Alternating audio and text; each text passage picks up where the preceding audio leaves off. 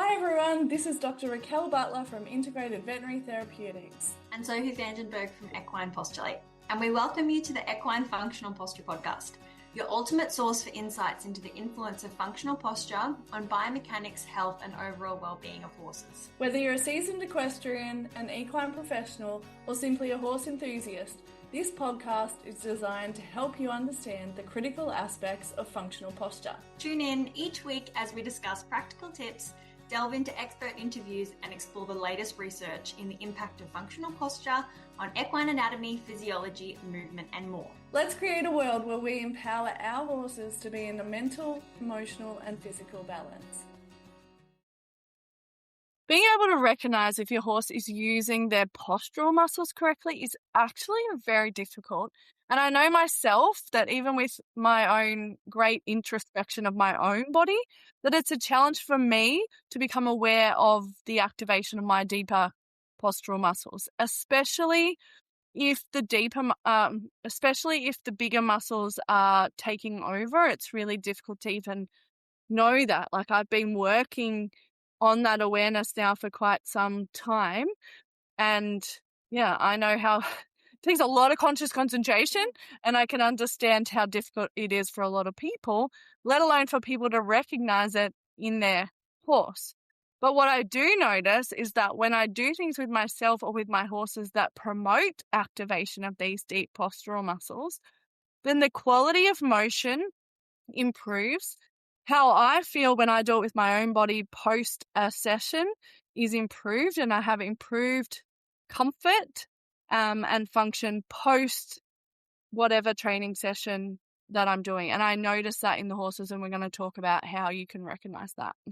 Yeah. And so another aspect is that I've really come to appreciate that postural control and movement is the limiting factor in so many training situations, much more than, horses being, quote, stupid or unintelligent. That's really honestly so often not ever a case. And so many people are trying to take their horse up through the levels, or they're trying to come up or encounter more challenging situations, surfaces like, even just more complex trail riding.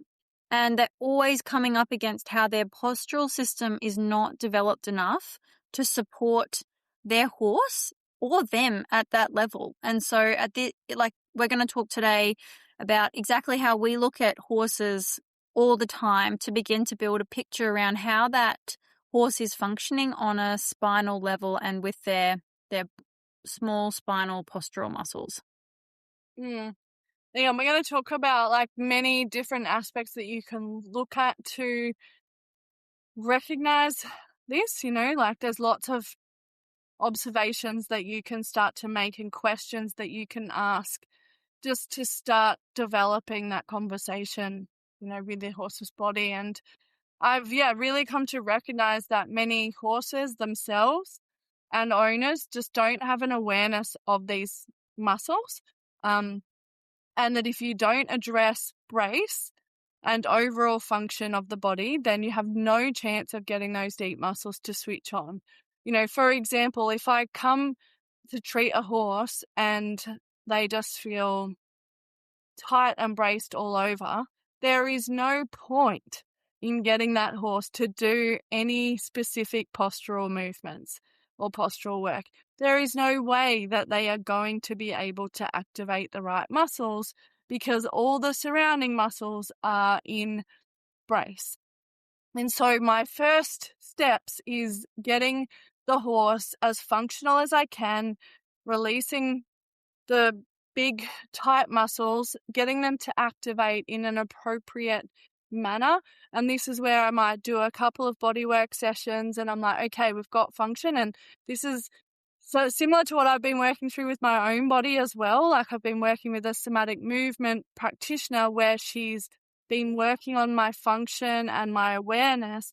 And now after, 5 sessions, we're starting to work on my postural muscle strength with very specific, small, targeted exercises. And it's going to be a while before I can even think about doing a normal gym workout session, where I'm like doing I don't know, 10 bicep curls times 3 with decent weight, because at the moment I'm working on like that real specific function, real specific stability and quality of the motion, so that then when I go into doing the bigger movements, my body, my spine is well supported. And this is often happens in horses because we start either riding them too early, or we just ride them for too long when they don't have postural muscle support, or we ask them to do a more complicated exercise for too long. Like, we just ask for too long.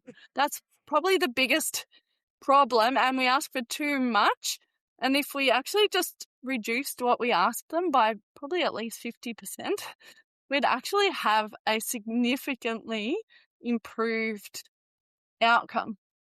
So we're going to talk about, like, you know, how you can look at control and stability, how you can look at individual limb motion, how you can look at initiation of motion, downward transitions, paddock postures, how you can recognize fatigue, what the big muscles are doing, and connection and flow through the body. So we're going to discuss each of those, but specifically to, you know, how you can recognize that their postural muscles are not working effectively in that.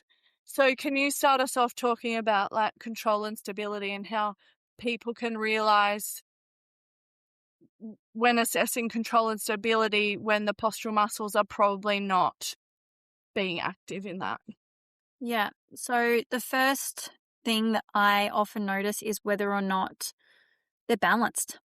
And that it's interesting because that just shows up in lots of moments that are constantly happening. So, you know, I would say in a bodywork session often, you know, when I'm first assessing, it's quite common to be like, how do you transfer weight? You know, like if I push you onto your right forelimb and then back to your left, like, do you over sway?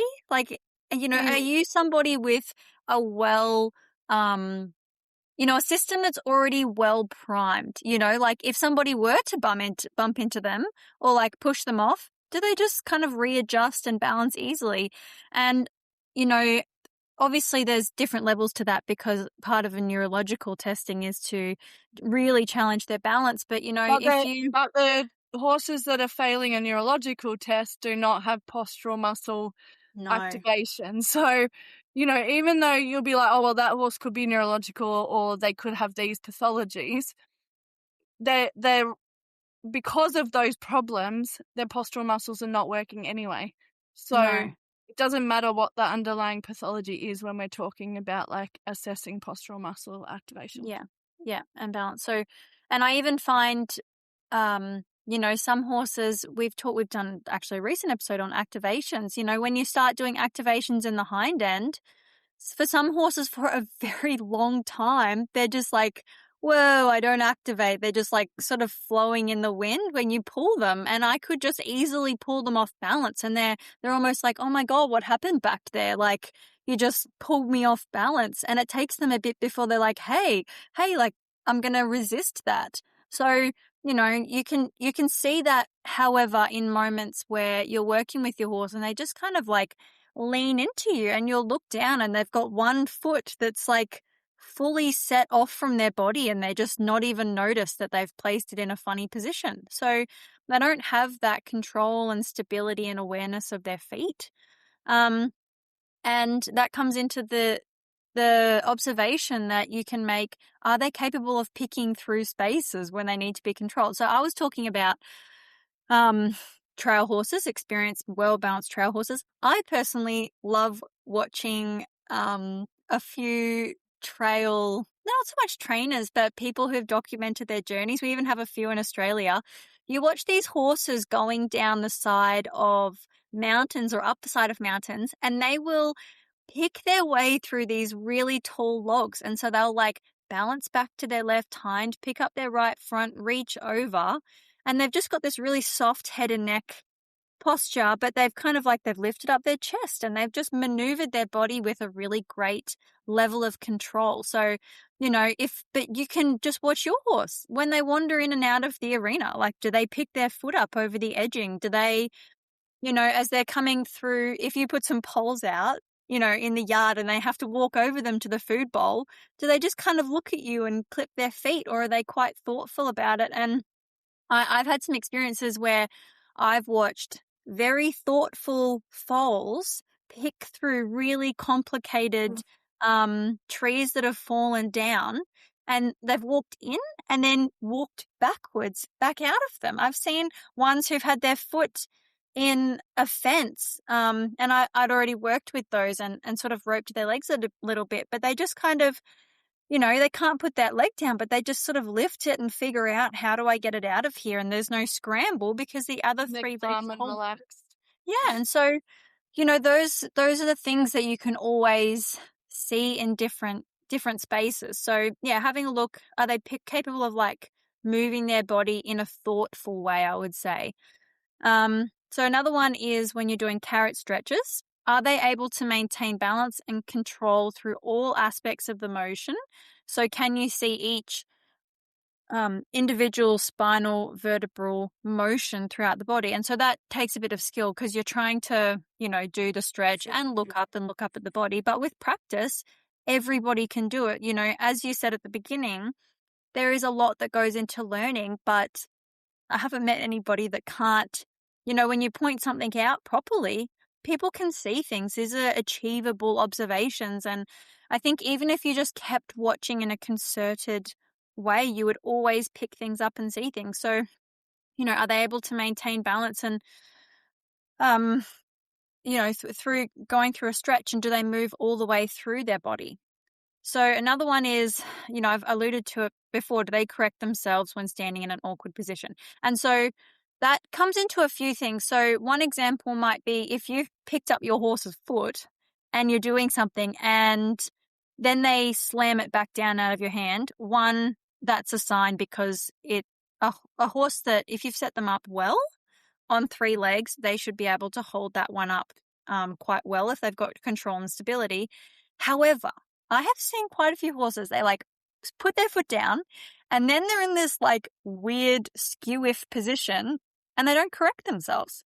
They just kind of let themselves stand there. And I have, I'm trying to remember. I saw this last week and I remember thinking, God, you are all over the place. But there'll be a horse and their 2 back feet are like almost turned in because every time someone's picked up their foot and put it back down as the farrier's trimming, they don't readjust. They just leave it exactly how it got put and they just kind of brace and make it work. So, and yeah, so that's another sign. And I would say, again, the ability to transfer weight from limb to limb when the limbs are on the ground and a small challenge is implied. So inside the postural course, there's the with a weight shift, and it's an exercise where you sort of softly shift weight from left to right front feet, and you should be able to see that the horse can equally go to the left and equally go to the right. There'll be some scapular motion on the rib cage. And what this means is that you have to have a change in balance, a very slight change in bend through that cranial, thoracic, and lower cervical space, and that your thoracic sling has to pick up on the right side, the left side, but also the muscles of the lower neck. You've got this dynamic and slight slow shifting movement. And during that time, you're relying on the small muscles because the horse hasn't engaged in locomotion. So it's a really great. You stay within that, yeah. If you stay within the like not going into brace, and you stay within a very small motion, and they should stay within their postural muscles. Yeah, you can make an assessment. So all of those things are very valuable. And just, I would say, I often will compare even between horses in front of me when I'm looking. So in the paddock, I've said this before, I've got one super great looking, functionally balanced horse, and then another one who is choosing less balanced postures sometimes, especially if he doesn't feel great. And so I mean, the very balanced Brumby, he just has this lovely way of always having control and stability, and I see him just very easily shift around, and he's exceptionally balanced.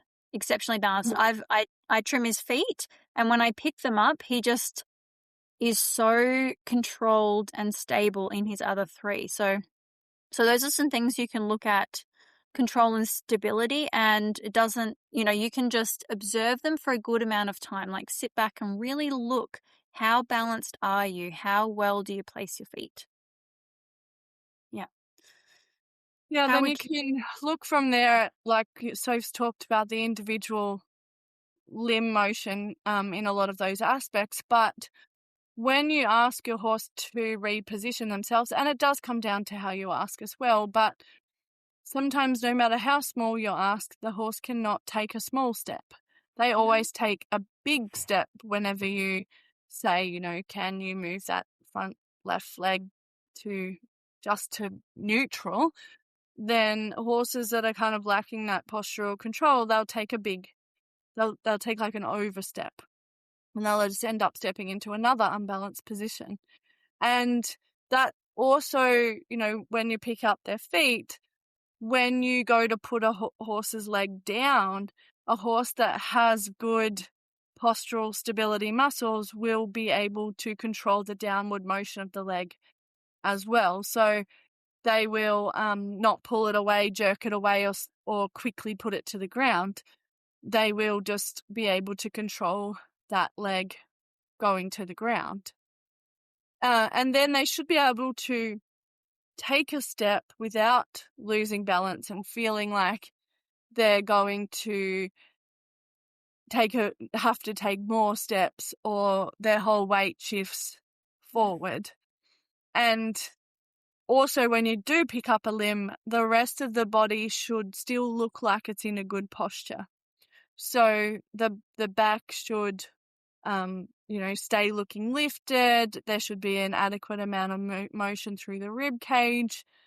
When, I'm working with the somatic movement stuff with my practitioner, she talks about me being able to have 4 car tires on each foot, and that when I pick up one leg, like my other leg stays in the best balanced, stable position. And what often happens is my whole weight shifts over to one side. And that's the same that you see with horses when they're struggling to stabilize, is you'll pick up a leg, and instead of they just pick up the leg and stay in that posture, they'll pick up the leg, but they'll just like shift their body weight quite obviously so that their center of balance is actually, over the top of the other leg, as opposed to still holding in a fairly centered position. I mean, and they have 3 legs to stand on when one leg is picked up. We only have 1. So, obviously there's quite a difference in there, but you want to look at how, and it's the same when the horse picks up their leg to step over an obstacle that Sophie was talking about. You want to look at the connection through the whole body when that happens, and how does the rib cage move, and does it look like they can really maintain that center of balance.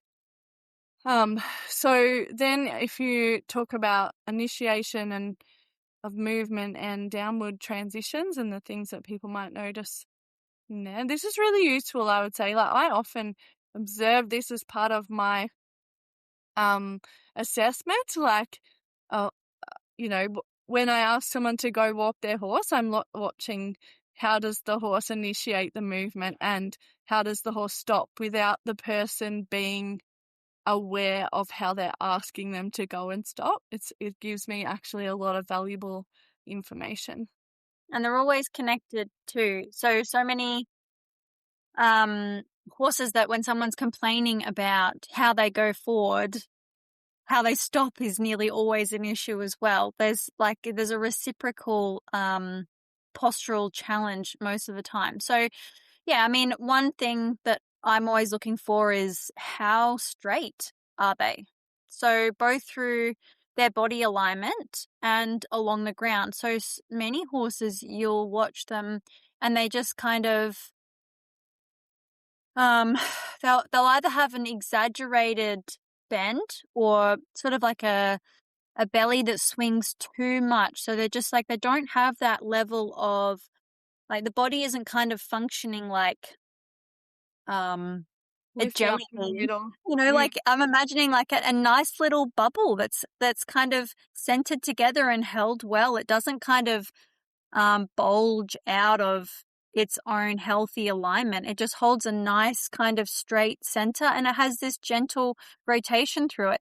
And also just going along the ground. One, yes, I am looking at the limbs and how straight they go through, but do they drift off course very easily? How well do they sort of adjust themselves with their person? And can they, so often, especially people reach the end of their walk and they go to turn around and they might try and leave their horse a bit of room or not leave their horse room, but just how they enter that turn and come back around as a horse, I'm like, you don't have the ability to slowly move with them and adjust in the circle and come back. They just have this up, turn on the spot awkwardly and come back. So, and then I'm looking at, do you fall forward or do you stay balanced as you move? So something that I see, and I try and point this out to people because I think it's a very good example, is if your horse is just standing still and then as you ask them to move off, does their chest and their head and neck move before their limb? So some horses, it just kind of looks like they've nosedived down towards the ground and then their leg is like, I'm coming too. And so it just sort of, the knee flexes and they bring the leg forward, but it doesn't look like they've been like, oh, I'm initiating movement. I do what we do before you. So they would balance on their other three limbs. Even though they're about to initiate movement, the other three are very balanced on the ground, and one picks up nicely and initiates movement. And so the difference between those two, you can see quite well if you're just looking and watching your horse. And a big part of this is not pulling them off balance when you go to observe. So that would be my biggest sort of tip. And that comes into initiating movement.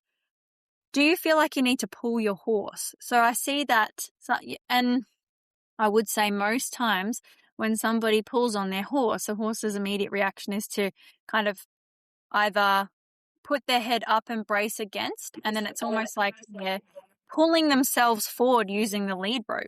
I think I've seen horses who are just like, I'm going to use that to balance against and pull myself forward. And they say, I always have to pull him forward. I shouldn't have to do this. And that's a part of the problem, but also do they not want to initiate movement? So that's another sign that the initiation of movement should come easily to your horse.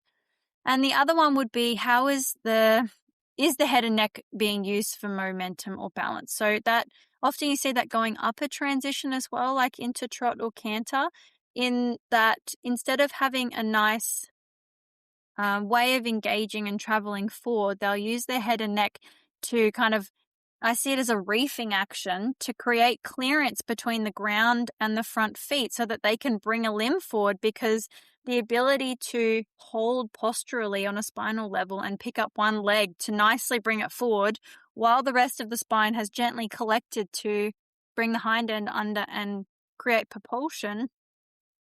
They're like, can't do that. I'm just going to lift up my head and neck and make space for my legs to travel over the ground. So that's an initiating movement. I would say downward transitions I find very interesting because, again, looking at, are they able to stay straight, or does the neck kink and hinder end will go off to one side? So it's kind of like you've had a truck have a car crash and the front has sort of pushed into a tree, and then the next part of the truck, like the trailer, sort of kinks out one side, and then the last trailer kinks out the other side. And so you're constantly having this little accordion compression between the nose and the tail. And so that is a sign that you're not halting in a way that you kind of maintain your spinal alignment as you go down. Another one, do you become heavy on the forehand? And so another part of this is, do they just not stop? Plenty of horses will just push through, and you get to the point where you've either got to do a one rein stop or somebody yells at you to stop in the wall, which People have said that he doesn't stop. You just have to ride him into a tree. You just have to ride him into the fence. And so that's just like all panic stations. I must put something solid in front of you. I don't personally think those horses are okay to ride because it's really unsafe for people, especially, that's a really low level of balance, of willingness to stop. So definitely becoming heavy, they just fall forward. Or is the movement quick and abrupt? So I think I see this often in some places where people are expecting a very sudden stop because it's part of your score. And so I think the front leg becomes this pogo stick looking action, and then the head and neck hang between, and it's like the head and neck look like they're spearing towards the ground, and the two front legs get locked out and they become like a piece of resistance. And so you just jam on the brakes, and that is not doing anything good for you because one, it's a level of tension, and also it's another sign you don't have postural control. So that in downwards transitions is very important to see. And I've sort of spoken to those in the extreme, but you can even just notice my horse has a bit of trouble stopping. We're taking too many steps in the downward transition. I'm having to pull too hard on the reins. He always has to move his head up or down when we're going either into initiating movement or in a downward transition. So yeah, I would say those are all things that I hear from people too. So they're not always things that I observe. They're what I ask questions about. So if you're a body worker, you can ask those questions. And if you're an owner, you can just ask yourself the question. They're easy criteria to find the information for. Mm. What about paddock postures? Yeah, I think the paddock postures will really mirror a lot of what you've been talking about. And the other thing I'd like to say with that initiation of movement and those downward transitions is like Tori Jeffries describes, spinal motion like train carriages. And so if you think when a horse is initiating movement, however, I'd probably think of the initiation coming from the sternum, not from the head and neck, but like the head and neck stays in alignment with the sternum, and then as each train carriage comes in, the other one follows, and they all stay on the train tracks. And the same happens when they come into a downward transition, like, as each vertebrae kind of slows, the one in front or behind it will also kind of slow to an equal degree. So like there's a transfer of that motion either into movement or a transfer of that motion out of movement, where if you don't have alignment of each vertebrae being the train carriages, then that's when you get like that little jackknifing of one section or maybe a whole section, and maybe it's the head and neck, maybe you do a downward transition. So I was doing some stuff with the horse yesterday, and whenever I'd ask for a downward transition, her bum would just it was like I stopped the train, but the last carriage wasn't connected, and it just went boop every time, right? So that's like something that we need to work on for her to be able to carry weight, is to be able to have a good transition and good use of her postural muscles, so that whatever movement is initiated or stopped, it flows through the rest of the body. And a horse like that will be able to stay in perfect alignment. So I think it was last week, I had someone kind of say to me, I just have to, like, my horse stands crappy in the paddock, but then, I just have to like show them how to stand in my training session, and then by the end of the training session, they're standing better. And then I said, what happens when you put them back in the paddock? Oh, they go back to the way they were standing in the paddock before. So for me, that's information. That tells me that the postural muscles are not developing further to improve that posture in the paddock. And so what we want is that where you get to in a training session, it should carry on to the paddock. You should be able to get those postures, seeing it more and more often in the paddock. Like even Henry, who has no work now, he does some postural feeding, he has good paddock posture because I did a year of postural work with him, so I taught him how to use his postural muscles. The postural feeding helps to keep them to a certain level of activation. He has a lot of problems, but he is able to maintain a better paddock posture than what I see in a lot of ridden horses. And so you want to ask yourself after a training session, is your horse improved? Because then if you've got, or even within the training session, like I use activations a lot at the start of a training session, but I want to know, are they actually working? So sometimes I will walk and trot and do some things before. I'll do the activations and then I'll do the exercises after. I'm like, great, that looks better. Or sometimes I'm like, that does not look better. What's the problem here? So yeah, thinking about, do you have the same horse in training as you do with the horse that's presenting posturally in the paddock?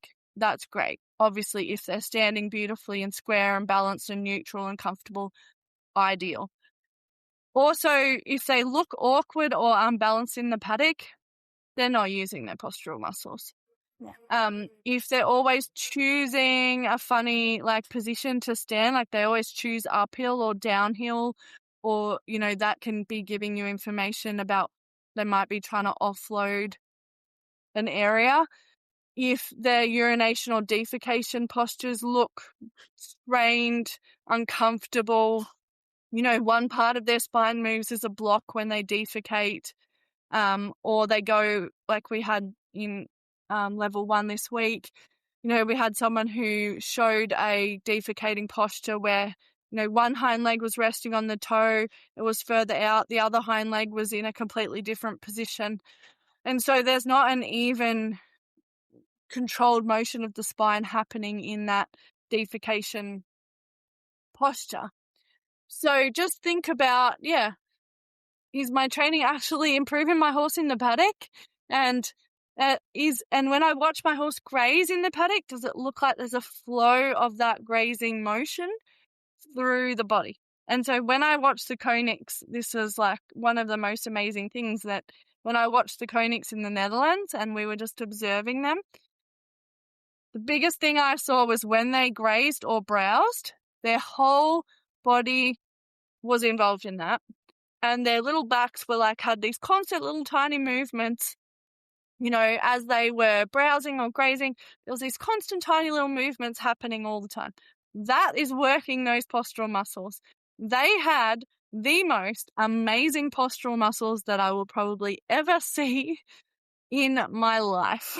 Their multifidi, their psoas, their quadratus lumborum, their abdominals, the deep neck muscles were amazing because there was this constant little activations of them happening all the time, which our horses often don't get in their environments because they're not getting, feeding variations and different types of movement stimulation in their environment. So they were relying on us through our training to do that, but then we create a little bit too much fatigue and we lose some of the benefits to those deeper muscles. So in talking about fatigue, that's another aspect that you can use to recognize how well developed their postural muscles are. So would you like to talk a bit about fatigue and how to recognize some different ways of recognizing that? Yeah, I mean, you can, one, just does your horse get tired very easily? If that's the case, that's, especially if you're going out and challenging them a little bit, like using sand and going out, it's really they're going to get tired easily if they don't have those deep spinal muscles activating and supporting them, because your big movement muscles are doing two jobs. They're moving and they're holding the spine. So, is your horse getting tired easily? Do they struggle to hold a lifted posture for very long? So at a very basic level, if you ask your horse to lift from the sternum, even if they're just standing still, does your horse immediately just need to fall back down again? I mean, that is evidence of, one, it's just not part of their intrinsic pattern to lift themselves up, but then they don't even have the level of endurance in those muscles to stay up for, a little while. I mean, it's a good amount of time before if you've got a horse with a really deactivated group of postural muscles to hold for a few minutes, a few months would be wonderful. I'd love to get to that point. But if in a few minutes, that's a really big ask to ride around in sand in a really lifted carriage. So if they struggle to hold for, a lifted posture, if they fall on the forehand very quickly, if they start to show resistance in their head and neck position, like especially if they need to adjust, like they're a horse that is like, oh, I just need to hold it high for a minute, and then I really need to drop down low. They're constantly adjusting to try and find a way out of that fatigue and change their posture to keep going. If they fall out of a gait, or if they're inconsistent in that gait, if their transitions are rushed, or if they lack control, we touched on that with the the initiation of movement or an upwards gait or your downwards transition. And also, if you feel like you have to ride every stride, you should be able to point and shoot, basically, ask for a gentle bend. If you're basically being told more leg, more rein, more leg, constantly, there's something there that says, why am I holding you up? And that's not self-carriage. And self-carriage is the result of a very healthy level of spinal stability and postural control. So, I mean, they're quite literally, when you think about it, there is no self-carriage without the ability to use the muscles that do that carrying. So I would say there is a great many horses getting around without the truest level of self-carriage, because we carry them a lot. Yeah, and we have to carry them because they're tired in those postural muscles, They're not conditioned to switch them on. And the other problem is they take a long time to appropriately condition. So if we expect a horse to go from paddock condition to, competition in, if a horse is completely out of work, but like in 6 weeks, like there's no way that you will have postural muscle strength in that. Like it's not possible for that to have developed unless your horse was a ballerina before and you've been working on your postural muscles for years. Then in terms of postural muscles, like horses that have done a lot of postural work, what I notice is when they've had time off, they hold their posture better in that time off, and B, they come back in already with a really nice baseline posture. So like they've maintained that kind of level of postural control even without the work. And so, you get a much quicker actual return to work. But what I notice in horses that haven't had that, or they haven't had it for long enough to train those postural muscles, is that time off, their posture falls to crap. Like they start sagging in their back, they start sagging in their belly. They and this could be because of other underlying pathologies as well, which are, over time the postural muscles can't stay working properly, but their posture falls away. And if their posture has fallen away, it is going to take you a minimum of 3 months to get those postural muscles to a position that they can take a competition, like maybe longer depending on the horse. It depends how long they've been out of work for and what their underlying pathologies are. Like I was just thinking today, like Jelly's now, it's probably the longest that he's been out of any work for, I don't remember when. Like he was lame for 3 weeks. Now we've had a lot of rain. It's been maybe another 2 weeks, like 6 weeks nearly, that he's done absolutely nothing. And I'm like, oh gosh, starting again will be hard. But I noticed this morning, at least when he's eating, he's still standing balanced and square. So it's a starting place better than a horse that's standing looking all skew-whiff when they're eating. And I was like, well, he's telling me that his body's in at least a good place to begin again, as opposed to last week when he was still split with his back legs and you know. So yeah, fatigue is massive for postural muscles that have never been conditioned properly to work. And what I also see is that when the big muscles are doing the work, you see a lot of brace in the back. And this is why it's so valuable to work your horse on the ground, because you can see the back, especially without the saddle. It's really useful to bring your horse back into work, especially, or to assess them without a saddle on a free long line, looking at the back muscle specifically. If I see brace and like tension lines through those big back muscles, so like a line along the horse's back when they're moving, I'm like, well, they're definitely not using their postural muscles. Why are they bracing? You know, or why, like you'll see like their under neck is more developed than their upper neck, or you'll see like that their quads are flopping in the breeze and the hamstrings look really tight. Or that their glutes look quite like tight, or they look quite raised over the rump area, or the belly looks quite like dropping with every stride. If you see any of those, especially the belly, especially like a downward motion in the belly and the back, you do not have postural stability. And it's a bit frustrating to recognize this because, like I just said, you can't build it in a day. It actually takes longer than anything, and I feel the frustration because I'm doing it with myself. Yeah, me too. Yeah, like it's actually hard work doing less and only doing, you know, staying under that fatigue level. But the more you can, the better longevity you're going to have out of your horse, the more you're going to support any underlying pathologies that they have.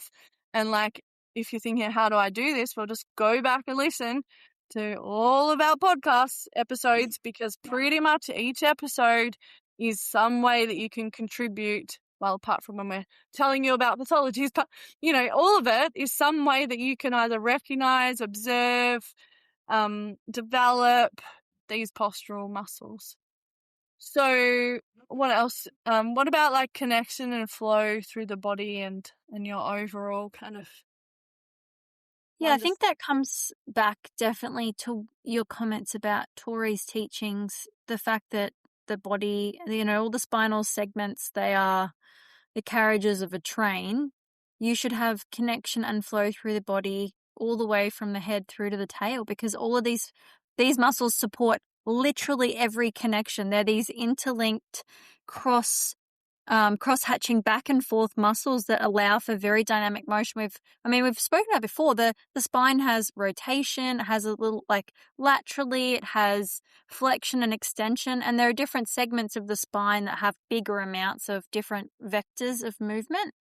But so, and the whole idea is that these muscles are what give all of that whole spinal segment, it gives it control, like a piano playing along the back. Yeah, all the way along. And so, as you were saying, it's almost like the train carriages from head to tail. When like the train doesn't stretch out by a long way, that when the first carriage starts moving, that last carriage is moving at the same time and it travels forward. And when the train carriage stops at the front, the last carriage begins to stop as well. And so having that connection all the way from the front to the back, there should be flow in the tail as well. So, you know, you don't, I think the tail is just one of the greatest. It's like a literal flag for us to look at and just say, how are you moving? A beautiful flowing tail that just looks easy and has this lovely and like motion always comes off the hind end of a horse who is just, they look like they have control. And so, it's nice to see that the spine is not showing areas of spinal stiffness, and the spine isn't moving as a block in one particular area. So you just want to see that the motion is continuous, really, and just having a look through everywhere. And I think one of the best things there is to look versus glance. So when you look, just stand back.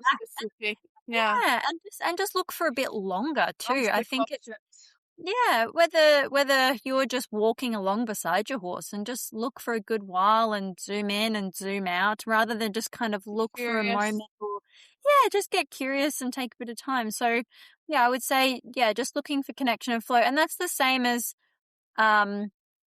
sometimes it can feel if you're not super experienced, connection and flow or looking awkward versus unawkward. They're words that don't, you're kind of like, what is connection versus flow versus brace? But it's just, I honestly believe that most of us, yeah, once you look, you kind of are like, yeah, I see awkward. What is that?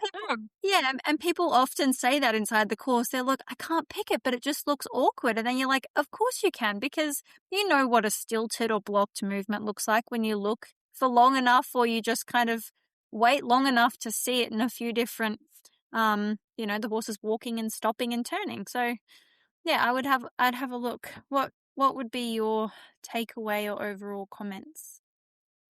Yeah, I from think that? if your horse is showing any kind of lacks of proprioception or body awareness, limb awareness, like that's going to have a flow-on effect with the postural muscles. And so, if there's kind of that lack of connection to any part of their body, then probably the postural muscles are not working as optimally as we would like. And that to get function of the postural muscles, we need to have the best continuation of function through the entire body that we can, so that it's, you don't just have function in one area, you've got that kind of flow of function, and so there's no point kind of working on the postural muscles if you've got a big block in function. You need to figure out what is the problem with that function. How can you rectify it? Maybe it's a particular joint, maybe it's an area that's not moving well, maybe it's a scar that's limiting motion, maybe it's kissing spine, maybe it's a pathology, maybe it's training and fatigue, and there's so many reasons why you might not have a continuation of function in the body. But number one is kind of recognizing it, and then number two is what we've talked about, formulating a team to try to help you get that function, and then number three is figuring out, okay, now how do I make sure that the body activates in its best function to get these postural muscles to start to come online? Like, how can I enhance my training? And like I said to my client yesterday, when I set her feeding positions up, I'm like, there's half your rehab plan right there. Like, you don't even have to do anything. Just make sure that every day when you feed her, that her posture is in the best possible position, and you pick the spot on the hill that works exactly for her. So, you can put things in motion to improve your horse's postural muscles without you needing to do a whole lot. They can be doing it in their time off, if you're aware of that. So the first step is really becoming aware of that. Yeah. Would you like to add anything else before we finish up? I don't think so. I think it's a skill and everybody can learn it. Recognizing. Yeah. Developing your eye, developing your curiosity, asking questions, and just look. Yeah. Awesome. Well, thank you for joining myself, Dr. Raquel Butler and Sophie Vandenberg, in today's podcast. Enjoy your horse time. Please subscribe to the Equine Functional Posture podcast so you don't miss our weekly episodes, and give us a 5-star rating and share with your friends so that we can share more valuable insights. Reach out with any listener requests for topics you'd like to hear us talk about. And if you're a business aligned with our mission, reach out to become a sponsor of the podcast. And we'll see you in the next exciting episode.